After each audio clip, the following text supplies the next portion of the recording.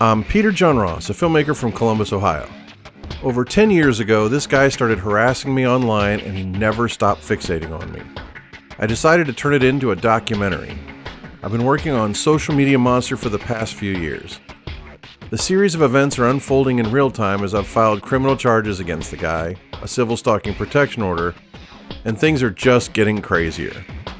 These are just behind-the-scenes updates to let everybody know what's going on with the film.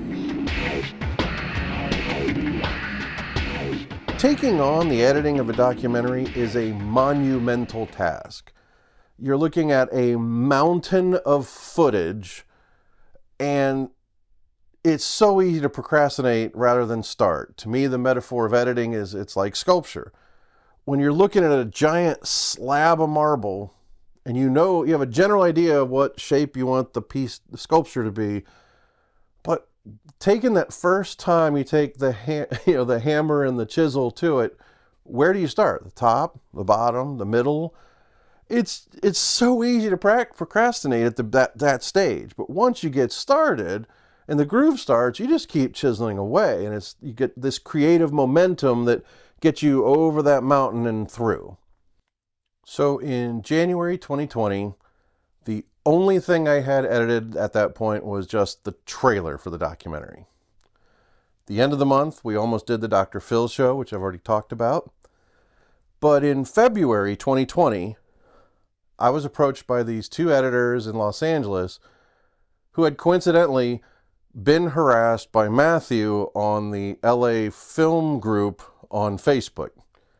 They wanted to take on the editing of the documentary, and I said yes. When I'm directing a film, I don't want to also be the editor.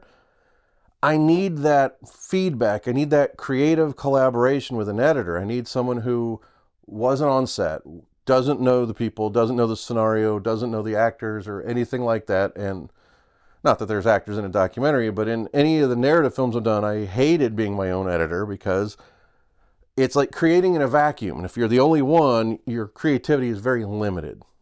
Whereas I feel like creativity is like a flame.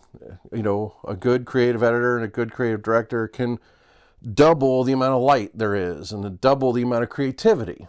So to me, it's like creativity spawns creativity. This was in the middle of the pandemic, so for several months we were, shipping drives of footage. They were working on cuts. But then when their paid jobs got cut back drastically, they could no longer afford to work on the documentary for free, and I had no real significant budget, so it didn't work out.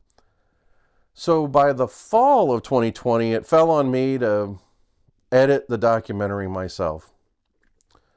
I started around November 2020 to actually start cutting, but then on December 3rd, 2020, my oldest cat, Vladimir Jack Bauer, who I called V, 14 years old, he passed away of cancer. And it was devastating. I did not know what to do with myself. I was really extremely depressed. So talking with the therapist, I decided, there's no real work going on. Everybody's stuck at home. The big thing is I'm going to throw myself into the editing of this documentary. So I started to go for 10 to 12 hours a day, 7 days a week, editing this documentary just to keep my mind occupied so I wouldn't be depressed about the death of my cat. V was my edit cat. He was on my desk for every project I'd ever edited, and even sometimes going into work, I'd bring him with me.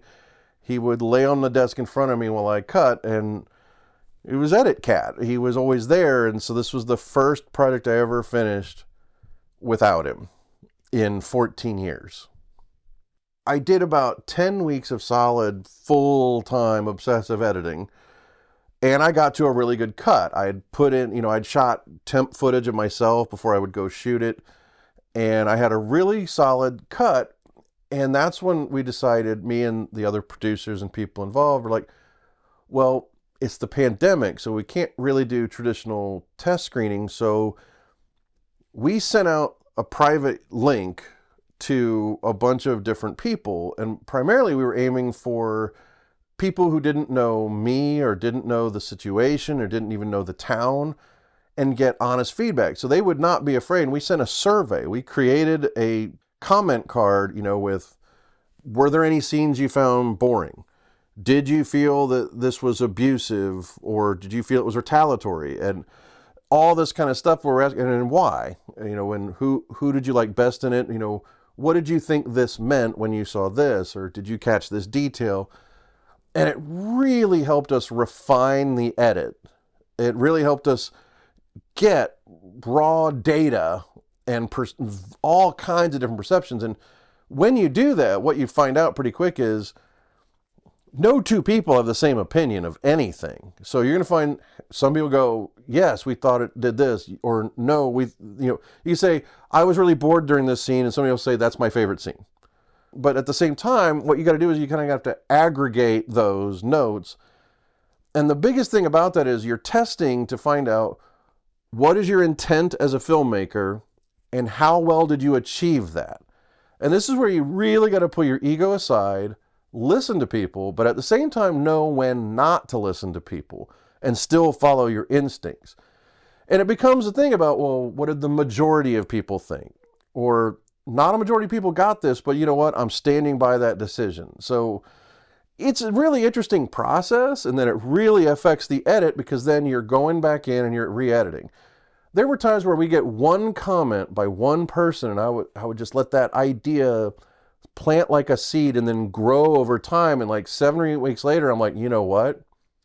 I think that one person was right. I'm going to change this scene. And I would just go back in, and the whole process was re-editing. The first week of March 2021, still knee-deep in the pandemic, I've got the cut mostly done. We're starting to submit to film festivals. Now my youngest kitten gets cancer and passes away. My little Princess Kitty Awful Cat. But now I don't have this edit to fill all my time, 10 to 12 hours a day. Luckily, one of my former students got a kitten and drove it to me. Less than 48 hours later, I had this little black fuzzy ball of demonoid I originally named Black Dahlia Katniss so that I could nickname her D as an homage to V, but that name never took. I ended up calling her just the kid. She's a little ball of energy that doesn't shut up. She yammers at me all the time, especially when I'm editing. And she became my new edit cat. So what I found myself doing is just, even after starting to submit to film festivals, I'm just re-editing. I mean, I kept going. It's like somebody else would see it, get one or two really good notes. Like, I think they're right. I'm going to change that. But the other thing that was really surreal about the entire process was every time I was like looking at a scene, it's like, you know what? We are not hearing anything from Matthew in this whole section about his newspaper. And I would just casually write on social media. It's like, you know what? This one scene, I feel like I don't know much about what's going on with this newspaper. I wish I had more. Bam. Matthew's out there on either Twitter Live or Facebook Live recording a video for 25 minutes long, giving us all the detail possible about his point of view about what happened at his quote-unquote newspaper, which was really just a WordPress blog. So I got angry and I started my own newspaper. I had a business space where my state company was, and I opened a newspaper. It was like, oh my God, we now have to re-edit that whole scene. And that happened like 8 or 9 times. He just, throughout the entire 2-year period of post-production, was handing us the material we needed for the edit. I remember very clearly, I met a guy at a bar, like maybe a couple weeks after I moved there, and he said, "What the hell did you move here for?" And I said, I don't know. I said, I found a condo that matched my furniture. It was weird. He wanted to participate in the film, but then is angry about everything we do. It's like we keep putting in the statements he makes, giving his point of view, but then bitching that his point of view is not being conveyed. So you can't really win. And honestly, I suspect a lot of this is just about getting attention. having some really sick, twisted version of collaboration on his part. But who knows? Who really knows what's going on in his head? But he's providing the material that we need. Now, that's entirely separate from the other videos he makes where he's threatening to put a drywall knife into my skull. You know, I don't need those kind of videos at all. I've never needed threats of violence. I could do that in a way to where he's lucky I haven't really ever done what I'm able to do, because there's a risk that if I do what I'm fully capable of doing, someone will just kill Peter. Defamation and all the other things. But if he's talking about content for the film, yes, we needed those videos. Didn't need the other ones where he's threatening people. Peter John Ross is a murderer. He's a murderer. A murderer. He murders. After 18 months of a film festival run and probably 23 or 24 versions of the film, I finally feel like in August of 22, we finally locked down the edit. And I have not tinkered with it since around August 27th, 2022. I can't believe I reached that point where I stopped tinkering with it, but the film has been battle tested at film festivals, screenings, comment cards, and I feel like we really have a solid piece, and I don't really need to touch it anymore. It's doing what it's supposed to do. I mean, the goal of every filmmaker is to try to communicate an idea or a story to an audience. And I feel like I was able to achieve that with this film, especially after all the re-edits. Like, I don't regret constantly going back in and tinkering with it, because I never made it a lateral move. I never go, well, this was just changing it just to change it, and it didn't really change anything. Every time I went in, even the most minor change, I'm like, the next person who sees this and it's their first time seeing it, that's going to have an impact. And I believe in that, and I think that's why the film has worked as well as it's worked. There were times where I would share the film with another filmmaker friend, and they would take it upon themselves to download the movie, re-edit a scene, and send it back to me and go, what do you think about this edit? I think it works great. And I'd be like, wow, that's really cool. I'm taking that idea. And it was, the thing probably about 80% of the time, I took all those suggestions from people that gave them to me, and only about 20% of the time was I like, yeah, that doesn't really work. My instinct this whole production and post-production was, whatever my old instincts were, whatever my old ego would be like, do the opposite.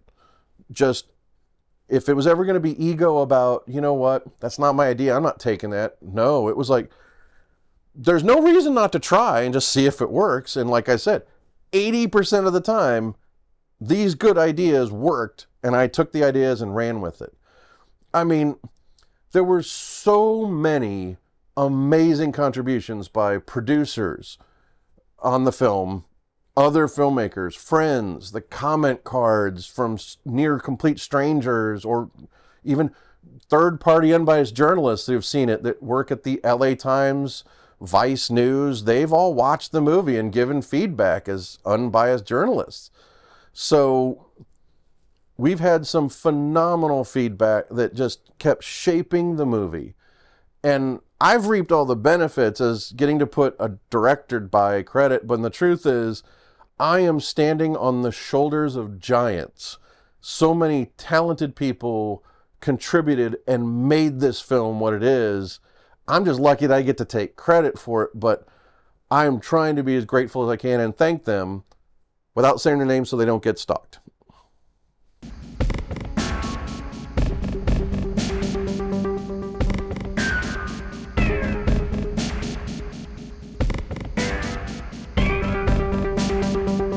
Sharing stuff from his house, and it would be better than anything else we could do on the show.